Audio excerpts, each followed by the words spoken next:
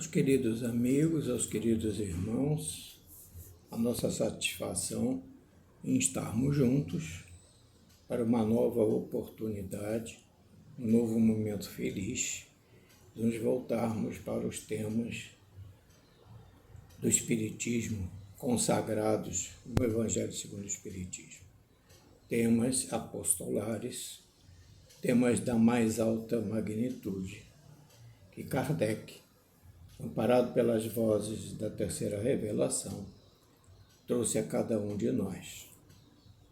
O Evangelho segundo o Espiritismo, ele contém as máximas morais de Nosso Senhor Jesus Cristo e foi elaborado em concordância, em consonância com o Espiritismo, frisamos sempre, porque é através do Espiritismo que o cristianismo, primitivo, lá dos primeiros dias dos anos 30 da era cristã, começou a impulsionar o sentido real de evolução da humanidade terrena. Se desdobram assim no Evangelho segundo o Espiritismo todos aqueles temas que estão no Livro dos Espíritos, na parte terceira das leis morais, que nós lemos ali com muito amor, com muito carinho, com muita dedicação, no sentido de nos educarmos a nós mesmos. E nessa progressão dos estudos, nós vamos nos inteirando dessas máximas morais e fazendo aquele nosso esforço de redenção, que é muito próprio de cada um de nós, de nos adaptarmos, de nos transformarmos em função de todo o ensino moral que o Cristo nos trouxe. Nós, acompanhando os estudos do Evangelho segundo o Espiritismo, nós chegamos aqui na sucessão das bem-aventuranças, ao capítulo 9, Bem-aventurados os que são brandos e pacíficos, tema da mais alta magnitude espiritual. E com base no Evangelho de Mateus, capítulo 5, versículos 21 e 22, há uma série de desdobramentos da maneira de falar, da maneira de compor, da maneira de cada um de nós se educar com relação às dificuldades próprias da vida, que são as nossas próprias dificuldades, Cada um com a sua mente, cada mente com as suas construções, e nós somos um produto das nossas criações. Mas o Evangelho de São Mateus, ele tem um lastro, ele não está fixado somente em tal ou qual circunstância, em ódio, em cólera, em raca, como era a palavra do passado, que Jesus sempre dirigia aos hebreus, à sociedade judia. Há uma maneira de cada um de nós ir fazendo a sua lapidação interior, se tornando mais lúcidos, mais translúcidos, seres etéreos. Essa é a finalidade. Então, nas máximas de Jesus, nesse Evangelho de São Mateus, que essa registrou, fala sempre na maneira cortês, na maneira amiga, na maneira suave, na maneira respeitosa, por intermédio das quais nós devemos parlamentar, conversar, pensar, sentir. E nessas máximas, Jesus faz uma ponderação muito nossa do coração, que é a brandura, destacamos aqui a moderação, a mansuetude, a afabilidade, a paciência. Isso se torna uma lei. E que lei é essa? É a lei do amor, Amar o próximo como a si mesmo. E, na verdade, nesse tópico, nesse campo dos bem-aventurados, dos brandos pacíficos, há uma modulação, vamos dizer assim, que nos vincula a todos indistintamente, sejam quais forem o nosso credo religioso, a nossa maneira de viver, a nossa maneira de sentir. Jesus, através do Evangelho de Mateus, condena, evidentemente, a violência, a cólera, a expressão descortês. E essa maneira com que cada um de nós, desde os tempos lá das nossas migrações terrenas, a nossa conduta sempre tem sido aquela do forte, do brabo, do eu mando, eu sou a lei, ainda não despertamos da nossa integridade espiritual para as verdades inconcussas que nos levam aos páramos das regiões superiores, né? Então, Allan Kardec junta a esse tópico do Evangelho segundo o Espiritismo duas comunicações apostolares. Uma delas é de um espírito protetor. Esse espírito protetor consagrou a mensagem dele na cidade de Bordeaux, em 1863. Está lá no capítulo 9. É o item 9. Capítulo 9 mais item 9. E o item 10, também uma comunicação de Hahnemann, um espírito altamente evoluído, um dos colaboradores mais intensos do Evangelho segundo o Espiritismo, que Kardec trouxe como essas vozes da terceira revelação, sempre ativas a orientá-lo, né? Então, dentro dessas condições em que as mensagens foram trazidas, necessário que a gente tenha pelo menos um parâmetro que a gente vai buscar dentro da nossa realidade, dos nossos meios, o que seria efetivamente cólera, que é o tema, nosso tema de abordagem, de análise da cólera, de nós mesmos, do nosso relacionamento. Se nós formos ao dicionário, e muitas vezes é bom, porque nós vamos tendo um todo ali, evidentemente dentro dos arcanos terrestres, a cólera não deixa de ser uma paixão, como está lá, uma irritação, um impulso violento que nos ofende, que nos agride, que nos traz indignação. É um frenesi que nos toma através do nosso descontrole emocional e mental. Então, essa maneira, esse frenesi, essa maneira como nós incorporamos esses valores negativos que estão na nossa superfície, trazem, na realidade, aquilo que nós temos dentro de nós. É muito comum, na doutrina, na parte mediúnica, a gente ter, como Albério falou, lá nos domínios da mediunidade, cada médium com sua mente, e cada mente com as suas produções formam a existência de cada um de nós. Então, a mensagem desses dois ícones, né? O espírito protetor e Hahnemann, nos traz todo um arcabouço para que nós nos analisemos a nós mesmos e verifiquemos até onde nós estamos completamente mergulhados na nossa insanidade e até onde nós podemos melhorar. São aquelas verdades que estão lá na questão 115 do Livro dos Espíritos.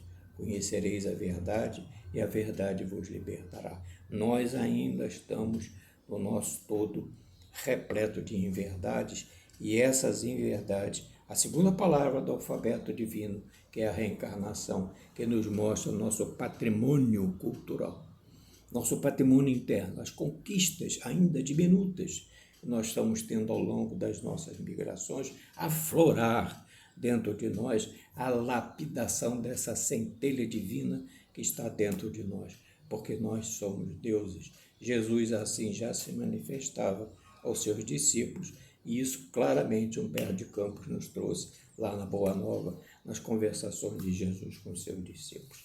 Pois bem, essa nossa maneira, assim, encolerizada, o nosso frenesi, quando a nossa razão fica como que obliterada, malbaratada por todos esses sentimentos negativos, nos leva a constrangimentos. Os espíritos dizem que se nós nos víssemos no espelho, nós teríamos medo de nós mesmos. Tal a nossa transformação inferior, tal os atributos negativos que malbaratam a ascensão do espírito imortal. Então, há uma necessidade de cada um de nós analisar, fazer aquilo que está lá no Livro dos Espíritos, lá na questão 919, altamente comentada por todos nós. Quaisquer que sejam os momentos, mas é o processo de autoconhecimento. Nós temos que fazer a nossa introspecção, nos questionarmos, pedirmos a ajuda do nosso Espírito protetor, para que nos auxilie, para que eu me coloque no lugar do outro. Por exemplo, eu tenho tal ou qual atitude, se essa minha atitude visse pelo outro, como seria? Se as atitudes que eu tenho, o outro praticasse as atitudes que eu estou tomando, como seria o meu entendimento? Nós falamos tanto no 919 e pouco aplicamos no 919. E essas comunicações que aqui estão trazem esse aporte, essa ratificação, esse continuar, esse continuismo das verdades inconclusas que estão dentro de nós. Basta que nós busquemos aquela força interior, aquela coragem de não, eu serei o vencedor de mim mesmo. Os piores inimigos, nós sabemos, não estão na superfície, estão dentro de nós. Porque vejamos, no nosso dia a dia, na nossa vida de relação, onde quer que estejamos, onde quer que venhamos a estar, de repente surgem discussões, anomalias, pensamentos divergentes, sobre às vezes as situações mais simples, mais comuns, mais assim, do dia a dia, rotineiras, e aí nós nos transformamos, porque não gostamos de ser comparados. Nós temos aquele dentro de nós mesmo, aquela vaidade pessoal, de sermos melhores, de sermos superiores, de que o que nós pensamos é o correto. Isso é um desvio de função nas nossas atividades espirituais. Se o desvio de função existe na nossa vida de relação, nos nossos trabalhos, nas nossas atividades, quanto mais não seja, quanto mais não será esse desvio de função na nossa eternidade, na nossa busca, porque inconscientemente, mesmo errando, nós estamos buscando, e isso acontece, a nossa melhoria, porque imaginamos e pensamos que nós estamos no caminho certo. Mas o tom, a maneira, o resquício, aquela orientação interior, aquela ajuda espiritual que está ao nosso lado, clamando para que haja um momento em que possa haver aquela aproximação de irmão para irmão. Isso existe e nós ainda não nos ajustamos a essa realidade. Então, buscando a síntese, o cerne dessa realidade, nós vamos verificar que no item 9, um espírito protetor se manifesta na cidade de Bordel, no ano de 1863. Uma daquelas viagens, né, de 4.000 quilômetros de linha férrea que Allan Kardec enfrentou.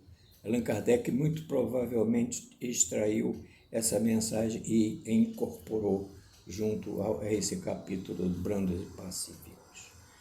E o que é uma mensagem de um espírito protetor?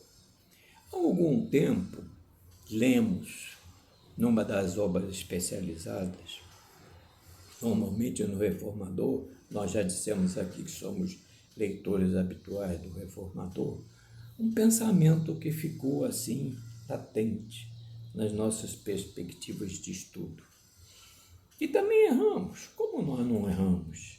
Todos erramos invariavelmente mais do que acertamos, mas nós estamos no caminho de retificar os nossos desvios de função, tomar o roteiro certo. Qual é o roteiro certo? Que não é só estudar e ficar no empirismo, não é só tomar conhecimento, mas fazer o que Jesus fez.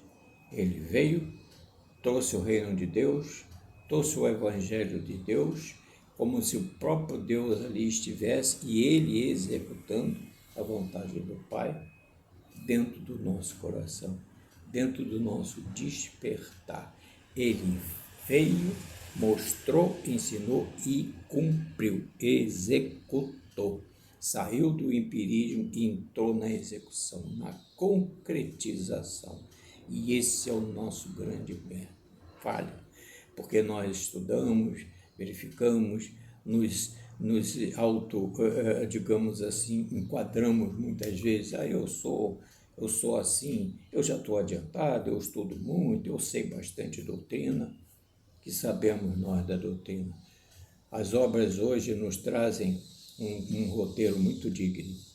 Esse roteiro é o seguinte: nós estamos no rumo da regeneração, dando os primeiros passos, porque, como já foi dito aqui, em outras tantas religiões, nessa simultaneidade, nessa migração e emigração da população terrena, aqueles espíritos que já se evoluíram, já tomaram um outro rumo, que acertaram as suas reais funções, esses estão retornando à esfera física para que no rumo da regeneração o planeta Terra esteja com aquele percentual de amor, de bondade e solidariedade, os laços da verdadeira afeição, que são os laços espirituais, em plenitude. O mal, verdade se diga, como está lá no 120 do Livro dos Espíritos, ou seja, os caminhos da ignorância, porque Jesus já orientava aos seus discípulos de que quando se critica, quando se fala de alguém, não se está criticando, mas sim aquele conteúdo de ignorância que ainda reside nele. O mestre assim se pronunciava. E esse é o nosso caminho de seguir a Jesus. Então, um espírito protetor que se aproxima de nós, ele tem uma vigilância permanente. Quando a gente vê no Evangelho segundo o Espiritismo, mensagens de espíritos protetores, aguça-nos a atenção, verificar o conteúdo da mensagem, porque é através desse conteúdo, do espírito protetor que está ali ao nosso lado, que ele sabe, mas ele sabe na essência o que efetivamente se passa conosco, porque ele está naquela vigilância permanente junto a nós. Jamais se afasta, a não ser quando nós tomamos outros rumos, não os ouvimos, mas a menor possibilidade, mínima que seja, de uma recomposição, ele de retorno, não é? Para nos ajudar. Essa foi a penosa tarefa que ele trouxe, e a maioria das vezes, diz Kardec, são amigos nossos do passado, que nós não evoluímos, mas eles evoluíram. E por amor, que fazem eles, em função da lei do amor, esticam as mãos para ajudar quem está na retaguarda, e muitas vezes na retaguarda são aqueles queridos do passado. É a lei de simultaneidade, que é uma derivação da lei do amor. Já lemos isso em obras especializadas e até nos emocionamos com isso. Pois bem, esse espírito protetor vai lá no cerne de cada um de nós. E ele nos diz, a todas as luzes, que a cólera tem um antecessor. Esse antecessor nada mais é do que o orgulho. Porque nós nos julgamos muito acima de nossos irmãos. Eu estou lendo aqui alguns textos para não fugir ao texto do querido irmão que trouxe de coração e de espírito essas verdades que nós precisamos absorvê-las, né? Qualquer comparação de os espíritos protetores nos irrita, né? Nos aborrece, entrega-nos a cólera. Diz ele que são acessos de demência passageira que nos assemelham ao bruto. Olha só, nos assemelham ao bruto. E assim é. Se nós, como falamos ainda há pouco, nos víssemos no espelho, tal qual nós ficamos, nos transformamos, quando entramos nesse conturbado ambiente, nós teríamos medo de nós mesmos. Nós nos estranharíamos de nos vermos tal qual somos. Nós não teríamos respeito. Olha a profundidade disso, por nós mesmos. ora não ter respeito por nós mesmos. Isso cai dentro de nós como uma luta. Então são esses acessos de demência passageira que nos assemelham ao bruto. Até mesmo as impaciências que se originam de contrariedades pueris fáceis vinculam-se da importância que cada um dá a si mesmo. No seu frenesi, e é um frenesi, porque nós saímos do nosso normal. Aliás, o nosso normal já é um normal condicionado às nossas migrações terrenas. Quando nós saímos dessa fase, nós exteriorizamos o que está ainda no nosso inconsciente e que brota abruptamente, né? Então ele diz que as impaciências se originam de contrariedades pueris, vinculam-se da importância que cada um liga à sua personalidade. Ora, a nossa personalidade, como nós endeusamos a nossa personalidade. Diz mais esse querido espírito protetor que no seu frenesi, o homem colérico a tudo se ativa, aos objetos inanimados, quebrando-os. Se pudesse observar-se a si mesmo, teria medo de si próprio. Quantas e quantas vezes, em várias e várias situações da vida, os quadros se delineiam à nossa visão. Chutar um copo, quebrar dizer às vezes termos impropérios porque tal ou qual situação não se ajustou, estamos arrumando determinadas gavetas, de repente cai uma coisa aqui, outra coisa ali, e nós já nos irritamos, porque aquilo caiu das nossas mãos. Ora, aquilo é inanimado. Quem está ajeitando somos nós, caiu das nossas mãos, fomos nós que não tivemos o cuidado necessário. Mas não, quando acontece isso, vem à tona quem? Nosso eu imperfeito, inferior, lá de trás, que ainda trazemos. Então, tudo isso é um caminho, é um lenitivo. Então, esse caminho, esse lenitivo, ele precisa ter um objetivo, uma meta, né? E essa meta é seguir as pegadas do nosso Mestre. Pegadas luminíferas, como diz Joana de Ângelo de Jesus. Seguir outros caminhos. Os nossos caminhos estão em desvio de função. Falamos esse desvio de função porque é um termo muito próprio na vida espiritual e na vida material. Eu, na vida material, todos os meus compromissos, cada um de nós, quaisquer que sejam as nossas atividades, nós temos uma função delineada. Muitas vezes somos chamados a desviar as nossas funções. Quando essas funções são desviadas em prejuízo de cada um de nós não somos bem avaliados. No plano espiritual, é a mente, a forma, pensamento, as ideias que nós criamos e que fazem a nossa existência. Nós somos um produto das nossas criações. Repetimos, quando o médium surge, é cada médium com a sua mente. E o que é isso? Lembrei-me agora da obra Nos Domínios da Mediunidade, que é um clássico na mediunidade de André Luiz. Lá, no início da obra, há um introito de Emmanuel, raios, X, ondas. E logo após uma instrução de Albério, lá nos centros de mensageiros, nos centros de mediunidade, falando sobre a nossa condição mental. Nós somos um produto daquilo que pensamos, executamos, nós projetamos, somos antenas psíquicas, eu vibro interiormente. E quando eu exteriorizo as minhas ideias, o que é uma ideia? Diz Albério. Albério diz que a ideia é um ser organizado pelo espírito. Aqui o pensamento da forma, né? Pensamento da forma. E a vontade imprime movimento e direção. E eis-nos, então, como se fôssemos assim, aquele ímã projetando. E o efeito bumerangue, como diz Filomeno, retornando.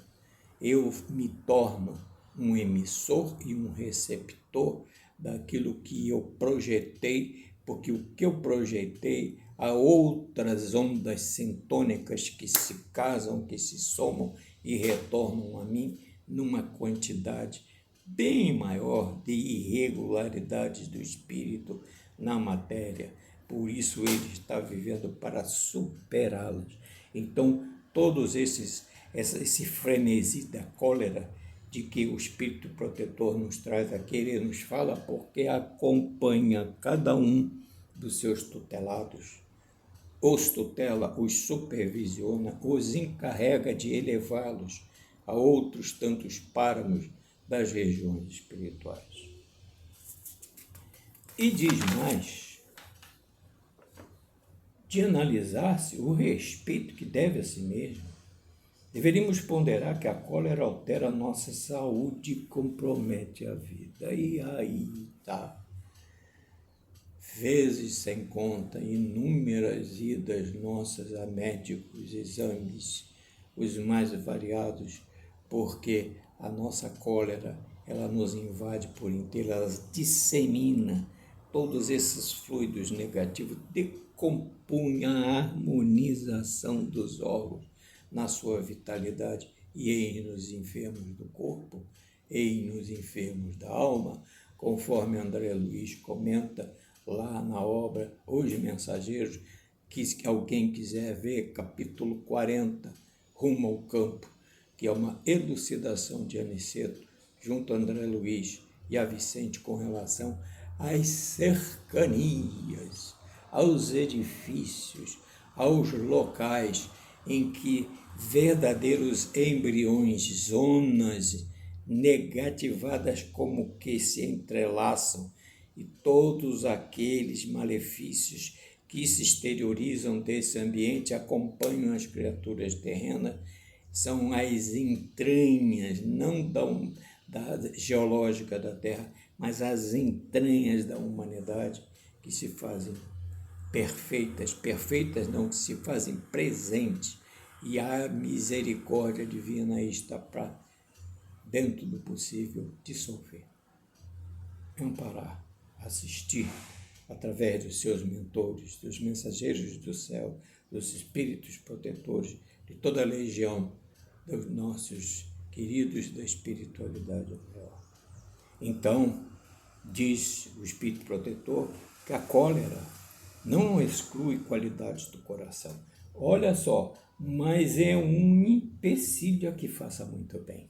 Por quê? Porque ela está lá constrangendo-nos ao períodos de ignorância e pode levar à prática de muito mal, na nova insensatez. Devemos esforçar em dominá-la. Ao espírita, há uma advertência a cada um de nós. Mas é convidado à boa luta por outro motivo, o de que a cólera contraria a caridade e a humildade cristãs. Estão sublimadamente contidas no Evangelho. E devido ao nosso tempo, comentaremos agora, no item 10, a orientação de Hahnemann, no mesmo sentido. Só que Hahnemann vai um pouquinho mais a fundo.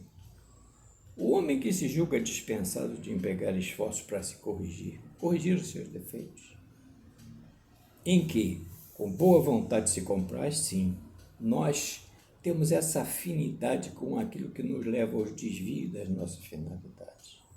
E, contraditoriamente, exigiriam muita luta, perseverança, para serem extirpados. Nós não somos muito dados a lutar, a enfrentar as dificuldades. Precisamos modular, precisamos dar um outro alento às nossas reais necessidades. E ele traz um exemplo. Um indivíduo, propenso a encolerizar-se, invariavelmente se desculpa pelo seu temperamento. E isso é verdade. Contrariamente, em se admitir que ele realmente está errado, o que ele faz? Ele confessa culpado, mas lança a culpa no seu organismo. Não, eu sou assim mesmo, eu sou temperamental, eu sou nervoso, eu nasci assim, vou fazer o quê? Então culpa a Deus. Faz a sua fuga psicológica imprime a Deus esses resultados negativos de que ele é o mater, ele é o impulsionador. Isso é o orgulho dele com relação à sua personalidade. É preciso entender, diz Hahnemann, que ainda num corpo bilioso, enfermo, um espírito pacífico será sempre ordeiro. Por sua vez, um espírito violento, mesmo num corpo linfático mais brando, nunca será efetivamente um espírito pacífico. E aí vem um ponto muito da doutrina. Todas as virtudes, vícios, são inerentes ao espírito. No Evangelho segundo o Espiritismo, no capítulo Não se pode servir a Deus e a Mamon, uma mensagem sobre a verdadeira propriedade. Essa mensagem ela é apostolar. Ela diz assim: o que eu chego aqui na Terra e eu trago, eu preparo no plano espiritual, eu aqui encontro. O que eu encontro aqui na Terra só um mero usufrutuário. Porque o que eu tenho a trabalhar aqui não é nada que é do corpo, é tudo que é da alma. Quando eu digo não é nada que é do corpo, não é que eu vou religar o meu corpo à negligência, mas eu trabalhando tudo que é da alma. O que eu faço? Eu projeto os meus fluidos, dos centros vitais do meu perispírito, para os centros de força, do meu corpo físico. Esse centro de força se exterioriza através do duplo astral. E há essas vibrações compensadas que, diz André Luiz, formam o nosso halo energético e convergem para a nossa aura. Nós somos identificados pela nossa aura, haja vista as reuniões mediúnicas. Quando se aparecem, surgem os espíritos para se manifestar, não é qualquer espírito que se manifesta com qualquer médium. Há um trabalho executado no plano espiritual, no sentido de que aquela chamada incorporação, aquela fala do nosso irmãozinho por intermédio do médium, tem os seus antecessores que já foram devidamente trabalhados. Então é preciso um trabalho de constância, de disciplina. Nós estamos ali coadjuvantes. O verdadeiro trabalho é do plano espiritual em função do nosso progresso moral, do possível atendimento às máximas morais de Jesus. Então, todas as virtudes e vícios, estamos aqui há 33 minutos, vamos terminar. A não ser assim, onde está o nosso mérito? Onde está a nossa responsabilidade? Somos um produto das nossas próprias criações, ou seja, ou somos felizes ou somos infelizes. E um trecho que nós destacamos aqui não nos mostra a experiência a nós outros espíritos, diz Hahnemann, até onde é possível chegar o poder da vontade em função da transformação verdadeiramente progressiva que se faz sentir em nossa existência. Exemplos. O homem não se conserva vicioso, senão porque quer permanecer vicioso. Essa secura, essa coisa que está adentrada dentro de nós e que é difícil vencer, dependendo da nossa força de vontade, do nosso eu superior, porque nós somos deuses. Há dentro de nós uma fagulha divina. Deus nos concedeu essa misericórdia, mas através do nosso mérito, do nosso adiantamento moral. Por isso estão as verdades máximas de Jesus no Livro dos Espíritos e no Evangelho segundo o Espiritismo, e em nossa consciência. Sem dúvida, não há como ignorar a lei do progresso. Sensacional, apostolar essa colocação. E a lei do progresso está lá na parte 3ª das leis morais, no capítulo 8º. Nós fomos lá, sim, verificar o capítulo 8º, e nós tiramos aqui, meus irmãos, uma questão que fecha como um todo aqui. A marcha do progresso. Nós estaríamos estacionados? Não, nós estamos, ainda que contrariamente às nossas vontades, progredindo, porque Deus sempre deixa uma porta para a nossa renovação. E essa porta é Jesus. Ninguém vai ao Pai, senão por intermédio do Mestre. E há lá, no capítulo 8º da Marcha do Progresso, uma questão fundamental. É a 779. A força para progredir áurea o homem em si mesmo, ou o progresso é apenas o fruto de um ensinamento?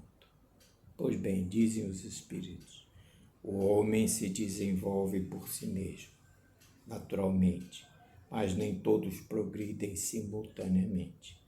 E do mesmo modo, dá-se então que os mais adiantados auxiliam o progresso dos outros por meio do contato social. Ou seja, todos estamos juntos no mesmo planeta, porque Deus assim o quer.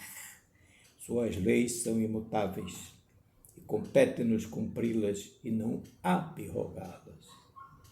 Todos estamos vivendo, experienciando juntos, porque precisamos efetivamente um dos outros. Haja vista a questão 779. Ora, que reproduzimos aqui. E esse aprendizado é interno. Por essa razão, nós estamos juntos. Flui dessa junção, colocamos aqui. A lei de simultaneidade, que já faláramos antes, derivada da lei do amor. Ou seja, quem já conseguiu a ascensão na escala espírita, questão 100, do Livro dos Espíritos, e seguintes, 100, 101, 102, tem o dever moral em estender a mão àquele que se encontra na retaguarda. Queria fechar o estudo lembrando a obra sensacional dos estudos de Allan Kardec, que vieram à publicidade após a sua desencarnação. Obras póstumas. Estamos aqui a 37 minutos, em 3 minutos nós terminamos. Obras póstumas, fiz aqui um resumo. Há um estudo apostolar de Allan Kardec sobre orgulho e egoísmo. De uma indagação de Allan Kardec aos espíritos, surge o seguinte questionamento: como o orgulho e o egoísmo poderá ser banido da Terra, se ele é a nossa essência macro? E os espíritos dizem em resumo o seguinte: aplicação da lei do amor. Advertem os espíritos superiores: analisai o vosso passado. Verificareis que, comparando o que eres há 100 anos atrás, hoje já estás bem melhores do que o estado pretérito. Imaginai daqui a mais 100 anos, e assim sucessivamente, como estareis? Assim, progressivamente, estareis em condições de vencer o orgulho e o egoísmo. Meus irmãos, se nós observarmos o curso da nossa história, a noite de 1000 anos, a Idade Média do século XIII, até o final do século XVIII, ensejando no século XIX a vinda de Allan Kardec, como houve progresso, como o homem elevou-se na sua inteligência. Mas a inteligência moral precisam estar compatibilizadas, porque aí enseja o nosso livre-arbítrio, em que ele poderá efetivamente mensurar o que é ruim e o que é não ruim. Então essas, as pequeninas, humildes, sinceras explanações, não.